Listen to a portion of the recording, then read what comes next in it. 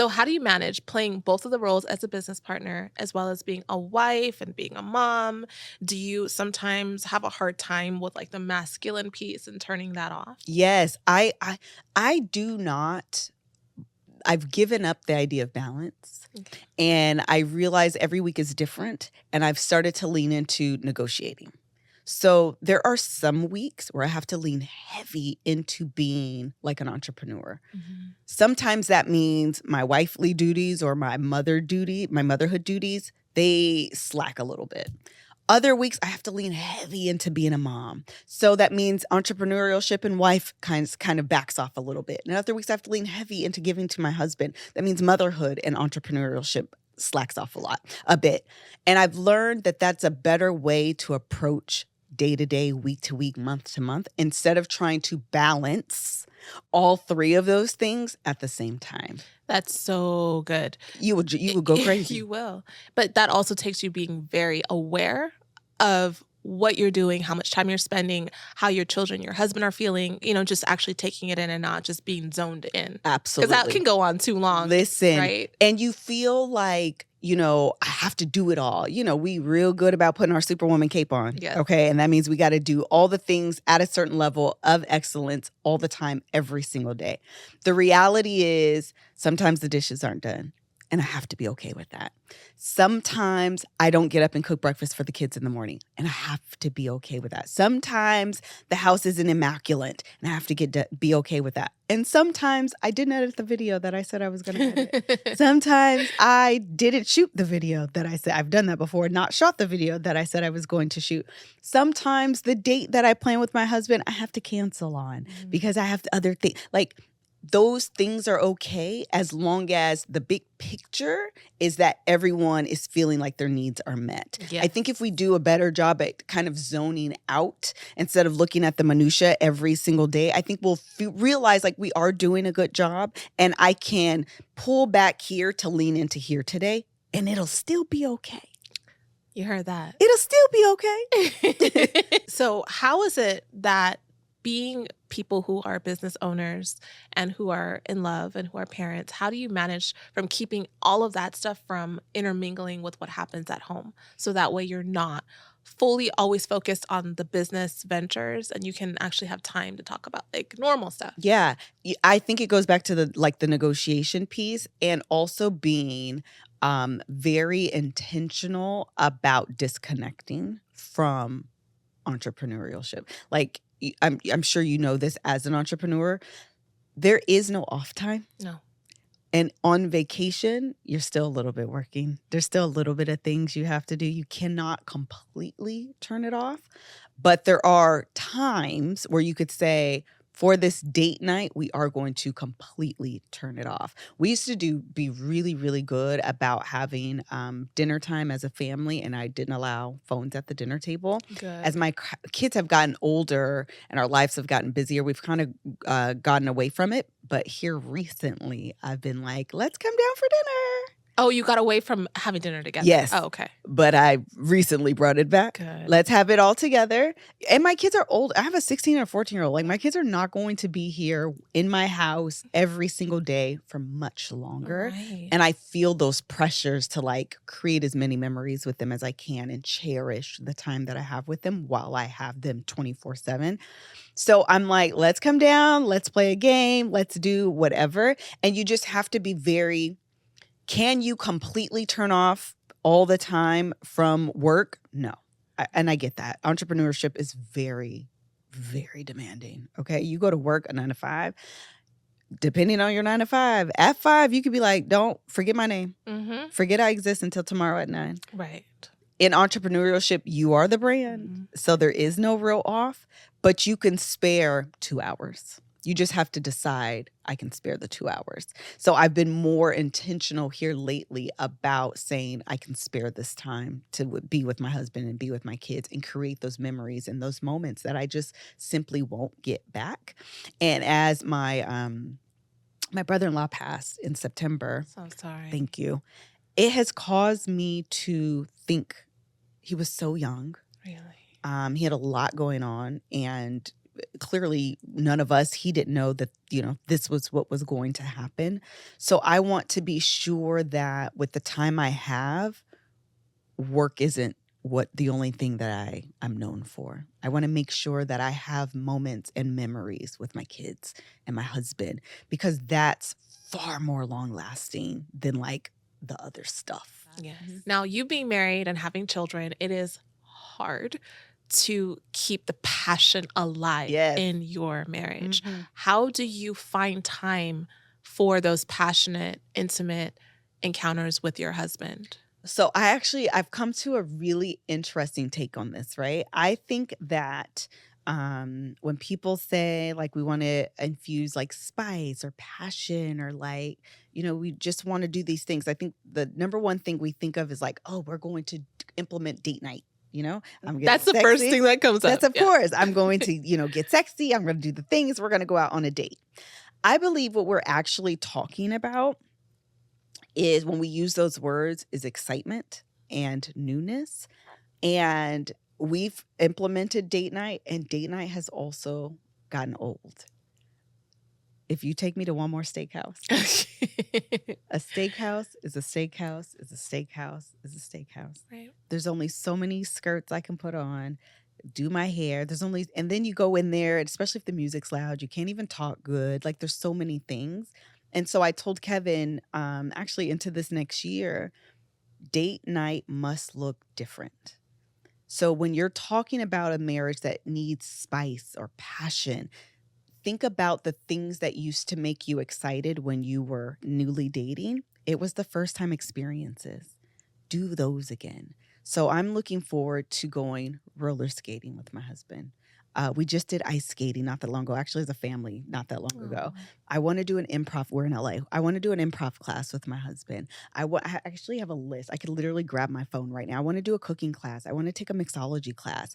Those things are fun. Yes. They're exciting. They're new. They're first time experiences. Something for you to look forward to. You can still do the whole routine for date night. You can dress up and do the things, but you're not going to a steakhouse.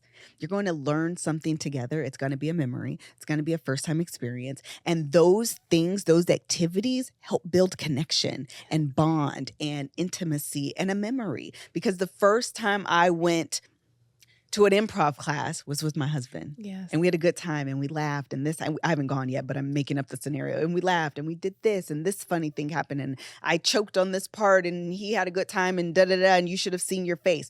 That's intimacy. Yes. And I think that's what we have to be more intentional about in our relationship, is ensure that we are looking for opportunities to create those first time experiences again. Because everything was fun when you were first dating, because everything was the first.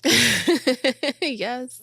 And then life happens and life becomes routine and it becomes mundane. And date night then becomes routine and mundane. Do something different. You're so right. That's something that's really important to me, is keeping the excitement in the marriage. And while dating, it's like you're always thinking about new things to do, even if it's like little notes in his bag or, messages throughout the day and things of that nature. It's like you get into a pattern of saying the same thing every day, the same encounters every day. So even at home, doing something different. Yeah. I mean, that really does keep the passion flowing. It really does. And if you can't, we're in LA, we have a lot of options, but even what you were saying, like, go on Amazon and you could get like a fondue pot. They're not very expensive. Girl, get you some cheese and some marshmallows and some chocolate and like have a fondue night. Yes, or make him different things to eat and blindfold him. And have there's him. So many things. There's so many things that you can be. You just have to be intentional about being creative. Yeah. But there are options that you can do that will help to infuse that intimacy, that bond, and everything. This is the other thing. Everything doesn't have to be sexy time. Especially if your love language isn't that. If my love language, for example, is quality time, it's very high on my list. I just want to spend time. Mm-hmm. I just want to know I'm important to you, and my time is important to you, and you matter to me. So let's just spend time. But what'll naturally happen is, because quality time and those bonds are important, that bond becomes sexual. You know, I don't have to like do the lingerie dance. We could go out, have a good time, but because I'm feeling so connected, it's so much easier to lead into sex Exactly. for me. Which is actually, that's for a lot of women. A lot of women, that ranks pretty high on that Quality emotional time, girl, connection, and that emotional connection. because it leads right into it, and that's a lot of mostly what the men want, right? Yes. And so it's like a lot of times men don't realize that if they spent more time during the day connecting with their wives, Oh, it's so much easier. it's so much easier for them to open up to them sexually. Listen, it all starts outside of the bedroom if you want to get it popping inside of the bedroom. But having young children, I just had a child. A baby. Yes, Congratulations. thank you. How do you find time in those times of your life to connect and have intimate moments? Because that is extremely challenging, because having a child just changes the dynamics of your living. Do you have any suggestions for any new moms who want to keep their marriage spicy? Yes. I want to say my heart goes out to you, and I also want to say we did it wrong. Okay. I want to readily admit that one of my favorite chapters in the Marriage Be Hard book is Parenting Be Hard, because it gave us the revelation in real time of writing the book that we had did it wrong. We thought we did it right. We didn't. We did it wrong. Number one piece of advice: do not get so wrapped up in the role of being a mother, in the role of being a father, that you forget that you are husband and wife or boyfriend and girlfriend first. Hire a babysitter. I know that you want to spend every day with your baby. I do. I know they get on your nerves, and for whatever reason, they cry and they poop and they run everywhere and you can't do nothing. And as soon as you leave, you miss your baby. Yes. I know, I get it. But I miss my husband too. I miss the time that I had with him. And hire that babysitter. Yeah. Call your mama, call your friend. That's what we used to do. We didn't do it enough, but we did used to try. Hey, I'm gonna watch your kids today, and then I'll watch your kids tomorrow. Can we do something? If you can't afford it, like you have to be, or put the baby down early and do a night at the house. You have to be intentional about making sure that connection between you and your partner stays strong. Because if you don't, you will get in a routine. I'm telling you, this is what we realized in our book. You will get in a routine of mother and daddy. Your kids will get old. They will leave the house, and you will be looking at a stranger. And that's when a lot of people end up getting divorced. That's when a lot of people end up getting divorced. It's like, yeah, that's where your identity was tied in. I don't know who you are. You don't know who I am, because I've been mother for 18 years and you've been whatever you've been doing for 18 years. You have to be intentional. And it really does have to start then. Hire that babysitter. That baby gonna be all right. I promise you, that baby gonna be all right. Now, I know a lot of women, when they're married, tend to let themselves go. Quote unquote, let themselves go in a lot of different ways. After being married for a while, they get comfortable and they stop doing the things that they used to do in the beginning.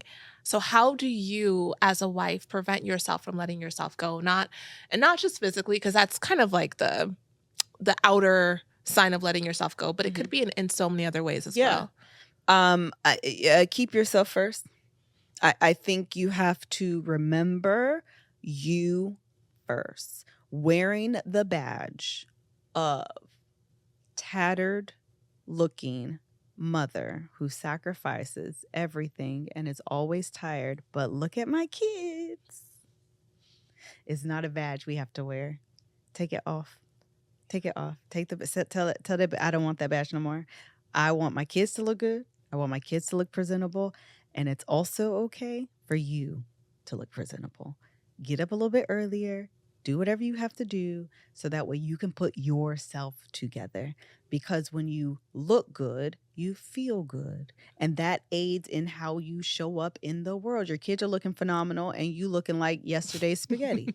Like, girl, put some clothes on. And also know every day, Melissa, okay, this is very Miss Kev on stage. Melissa's not walking out the house every single day looking like this, okay? When I woke up this morning, my pants that I wore had bleach on them. Okay? I had Kevin's shirt on and yesterday's socks. This is how I looked. And I'm okay with that as well. Yeah. But I don't allow that to consume every single day of how I show up. And I think as women, again, we're socialized to believe that sacrifice looks like you looking a mess, but your kids are looking good. Girl, no, thought I'd lie in a pit of hell. You're right. When I had my son, it's like I looked just so crazy every day, obviously as a new mom. But I started to look at the pictures I was taking of him every day with him and I look crazy. And it's like he's going to look at these pictures and be like, girl, what was wrong with you? that's how my mom looks. So now, even if it's 5 p.m., I will get dressed. I will take a shower, wash my face, put a little bit of makeup on at home, and get dressed. Even if it's late in the day, I won't let a whole day go by where I looked a mess. I agree. I think we have to do the little things and do them just for you. Mm-hmm. Like, it's okay as women not to be selfish, but be selfish. You know, like you don't want to be selfish, obviously, but there are parts of your day that you can carve out and they're just for you. It'll energize you in a way that you didn't even know you needed. Taking a bath and then getting out and maybe just put on a little bit of perfume. It don't matter if you're just walking around the house and you just get a whiff of yourself and like, not me smelling good. That's right. First of all, not me smelling good today. And it's not wasteful. That's the other thing we tell us. Well, all I'm going to do is stay in the house. Is that not wasteful? Absolutely not. Putting it on you, doing things that you want to do, doing things that you deserve is not wasting it. You're not wasting an outfit. You're not wasting your hair. You're not wasting your perfume because you put it on and wore it in the house. You are worthy of doing those things, and the audience is you and you alone. Absolutely. That was a whole revelation. This is your life. This is your life. Every day is your life. I mean, how many times are you going out to wear perfume and to look like you walked out of a magazine? Girl, not that often. Go listen to me, people. Listen to me. I went to Target, okay? And they have this EOS cream. It's a lotion. Oh, yeah. I used that this morning. Girl, it's so good. Vanilla cashmere. Oh, it's so good. It's so good. It's not that expensive. Next time you in Target, this is what I want you to do. Buy it. It is so good. They have a pomegranate one, a vanilla cashmere one, and two other ones I can't remember because those are two I usually use. Take a bath. Yes. I don't care if you put pajamas on, but lotion yourself up with that vanilla cashmere. Mm-hmm. That's all you need. Girl, it's that's just what for I do you. every day. It's just for you. And you would be surprised, even if you are just in the house. That is a selfish moment that you are taking out for you. And it's okay. Yes. Do that. Don't forget you in the midst of being a wife, in the midst of being a mother, in the midst of being an entrepreneur, in the midst of being a coworker, in the midst of being a wife, in the midst of being a daughter. All of these roles. Don't forget you.